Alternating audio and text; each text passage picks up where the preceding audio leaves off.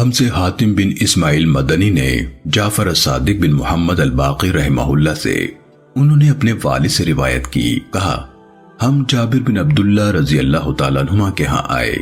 انہوں نے سب کے متعلق پوچھنا شروع کیا، حتیٰ کہ مجھ پر آ کر رک گئے۔ میں نے بتایا میں محمد بن علی بن حسین ہوں۔ انہوں نے ازرائے شفقت اپنا ہاتھ بڑھا کر میرے سر پر رکھا، پھر میرا اوپر کا پھر نیچے کا بٹن کھولا اور انتہائی شفقت اور محبت سے اپنی ہتھیلی میرے سینے کے درمیان رکھ دی۔ ان دنوں میں بالکل نوجوان تھا۔ فرمانے لگے میرے بھتیجے تمہیں خوش آمدید، تم جو چاہو پوچھ سکتے ہو۔ میں نے ان سے سوال کیا۔ وہ ان دنوں نابینا ہو چکے تھے۔ اس وقت نماز کا وقت ہو گیا تھا اور وہ موٹی بنائی کا ایک اوڑھنے والا کپڑا لپیٹ کر نماز کے لیے کھڑے ہو گئے۔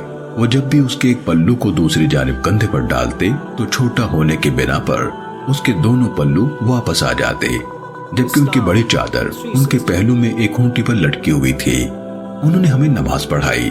نماز سے فارغ ہو کر میں نے عرض کی مجھے رسول اللہ صلی اللہ علیہ وسلم کے حج کے بارے میں بتائیے۔ انہوں نے اپنے ہاتھ سے اشارہ کیا اور 9 کی گرہ بنائی اور کہنے لگے بلا شبہ 9 سال رسول اللہ صلی اللہ علیہ وسلم نے توقف فرمایا، حج نہیں کیا۔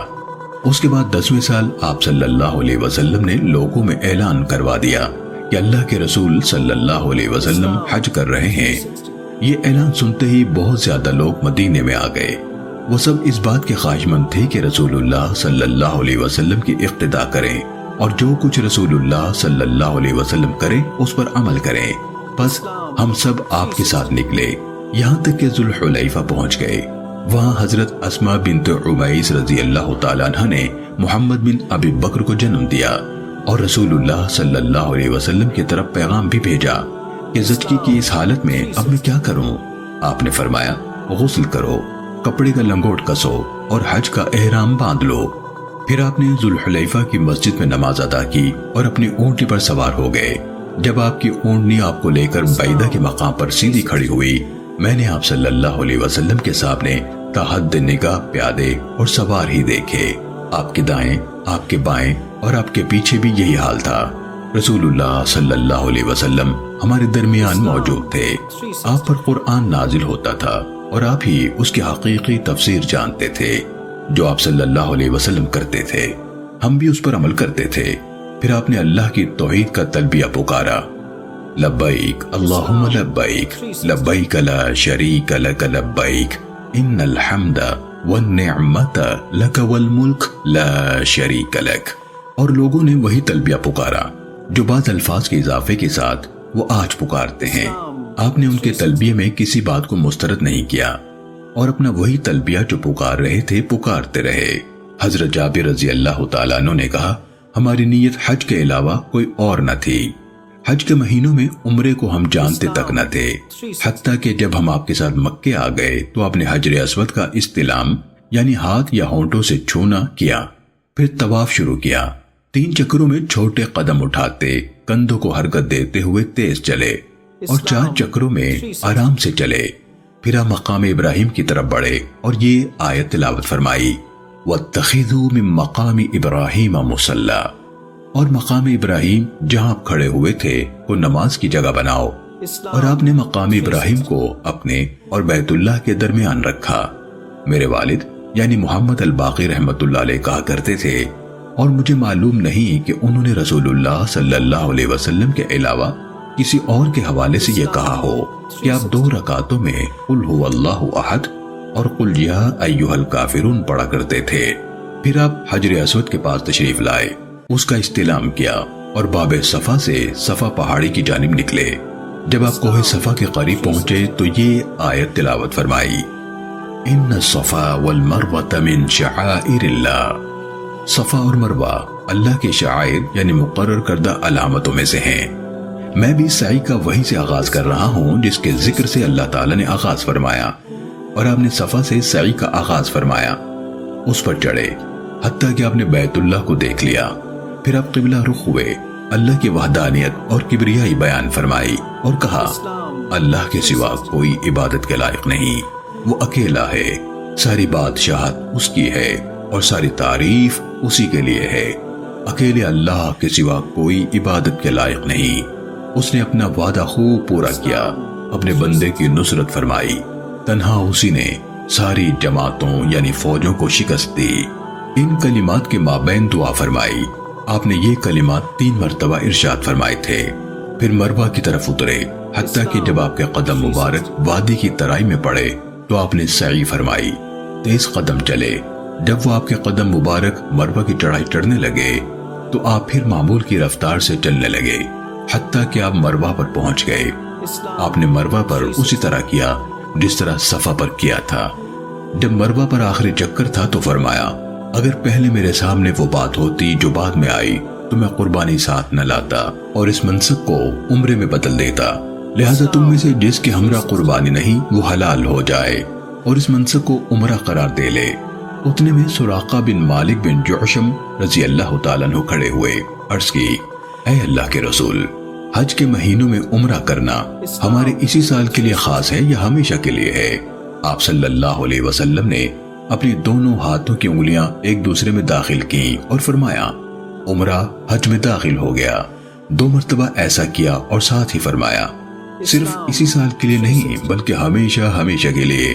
حضرت علی رضی اللہ تعالیٰ عنہ یمن سے رسول اللہ صلی اللہ علیہ وسلم کی قربانی کی اونٹنیاں لے کر آئے۔ انہوں نے حضرت فاطمہ رضی اللہ تعالیٰ عنہ کو دیکھا کہ وہ ان لوگوں میں سے تھی جو احرام سے فارغ ہو چکے تھے، رنگین کپڑے پہن لیے تھے اور سرما لگایا ہوا ہے۔ اسے انہوں یعنی حضرت علی رضی اللہ تعالیٰ عنہ نے ان کے لیے نادرست قرار دیا۔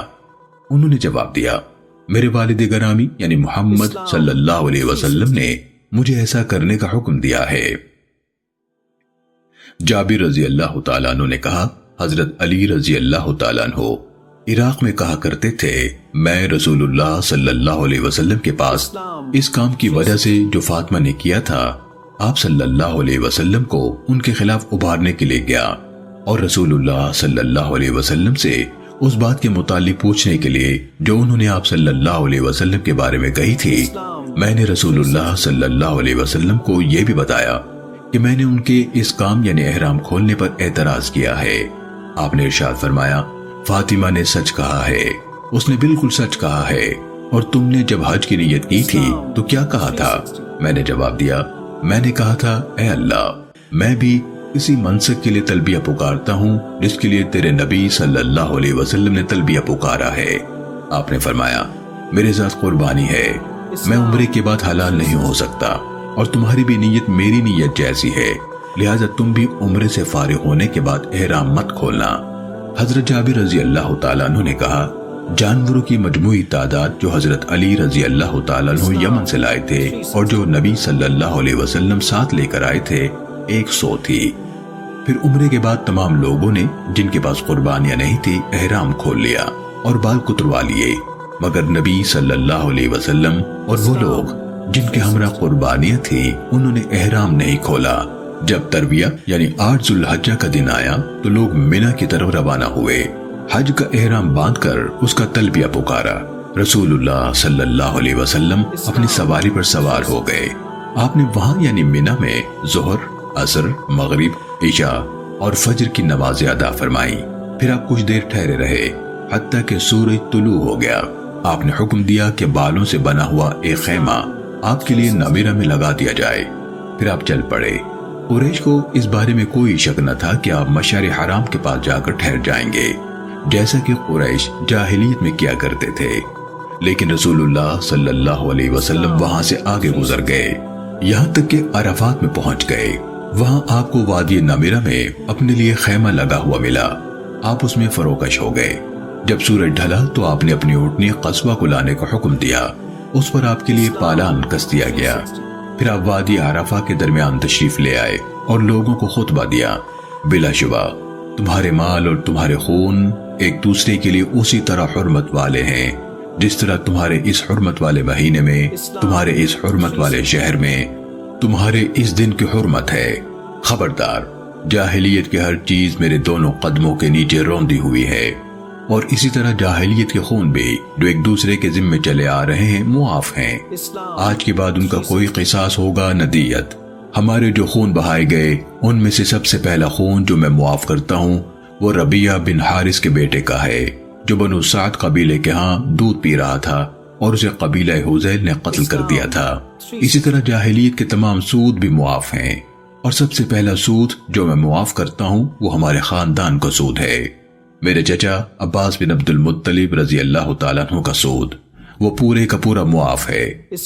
لوگوں، عورتوں کے معاملے میں اللہ سے ڈرو، تم نے انہیں اللہ کی دی ہوئی امان کے ساتھ اپنایا ہے، اور ان کی شرمگاہوں کو اللہ کے کلمے کی عائد کردہ پابندیوں کے ذریعے سے اپنے لیے حلال کیا ہے، اور تمہارا ان پر یہ حق ہے کہ تمہارے بستر پر کسی ایسے شخص یعنی مرد و عورت کو نہ بیٹھنے دے جسے تم ناپسند کرتے ہو۔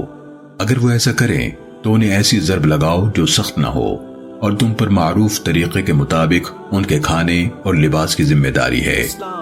میں تم میں ایک ایسی چیز چھوڑ رہا ہوں کہ اگر تم نے اسے مضبوطی سے تھامے رکھا تو اس کے بعد تم ہرگز گمراہ نہ ہوگے، اور وہ ہے اللہ کی کتاب یعنی قرآن مجید۔ تم لوگوں سے میرے بارے میں پوچھا جائے گا، بتاؤ کیا کہو گے؟ انہوں نے جواب دیا، ہم گواہی دیں گے کہ بلا شبہ آپ نے کما حق دین پہنچا دیا، اللہ کی طرف سے سونپی گئی امانت ادا کر دی، اور آپ نے امت کی ہر طرح سے خیر خواہی کی۔ اس پر آپ صلی اللہ علیہ وسلم نے اپنی انگشت شہادت سے اشارہ فرمایا۔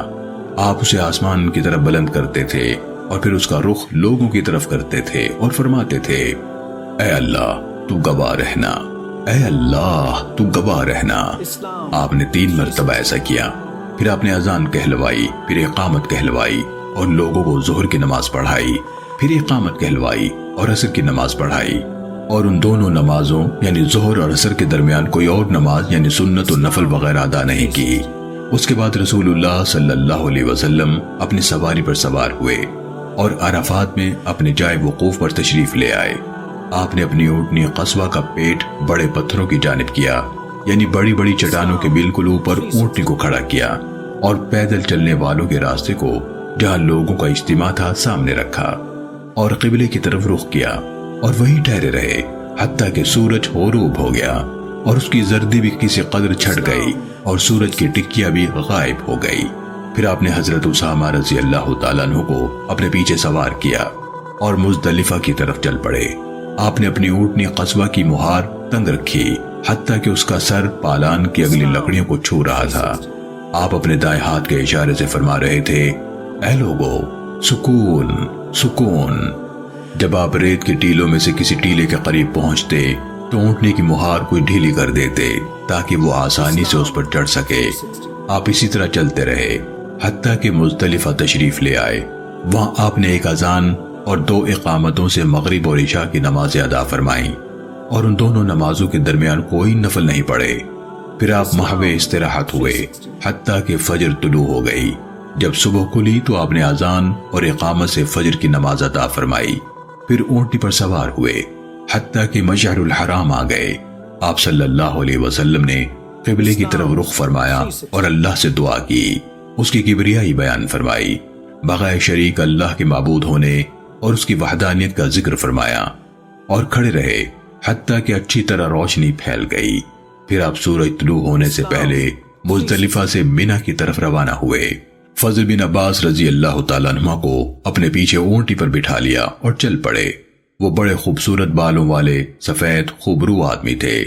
جب رسول اللہ صلی اللہ علیہ وسلم روانہ ہوئے تو آپ کے قریب سے چند شتر سوار عورتیں گزریں۔ فضل رضی اللہ تعالیٰ عنہ ان کی طرف دیکھنے لگے۔ رسول اللہ صلی اللہ علیہ وسلم نے فضل کے چہرے پر ہاتھ رکھ دیا۔ فضل نے اپنا چہرہ دوسری جانب گھمایا اور پھر سے دیکھنے لگے۔ رسول اللہ صلی اللہ علیہ وسلم نے بھی پھر دوسری جانب سے گھما کر فضل کے چہرے پر ہاتھ رکھا۔ انہوں نے پھر چہرہ دوسری جانب گھمایا اور دیکھنے لگے، یہاں تک کہ آپ وادی محصر کی ترائی میں پہنچ گئے۔ وہاں آپ نے اپنی سواری کو ذرا اور حرکت دی، پھر اس درمیانی راستے پر ہو لیے جو جمرہ کبریٰ کی طرف نکلتا ہے، حتیٰ کہ اس جمرے کے پاس پہنچ گئے جو درخت کے پاس تھا۔ آپ نے اسے 7 کنکریاں ماری، ان میں سے ہر کنکری مارتے ہوئے آپ اللہ اکبر کہتے۔ یہ انگلی پر رکھ کر ماری جانے والی کنکری کے برابر تھیں۔ آپ نے یہ کنکریاں وادی کے نشیب سے ماری۔ پھر آپ قربان گاہ کی طرف بڑھے، 63 اونٹ اپنے ہاتھ سے نہر کیے، پھر حضرت علی رضی اللہ تعالیٰ عنہ کے سپرد کر دیے، اور جو بچ گئے تھے وہ انہوں نے نہر کر دیے۔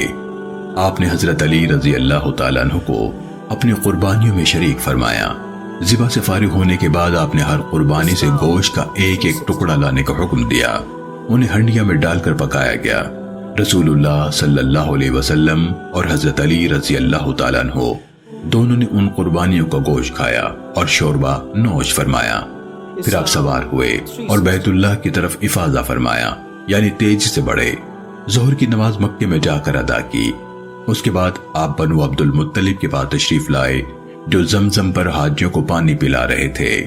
آپ نے فرمایا، اے عبد المطلب کی اولاد، خوب پانی نکالو۔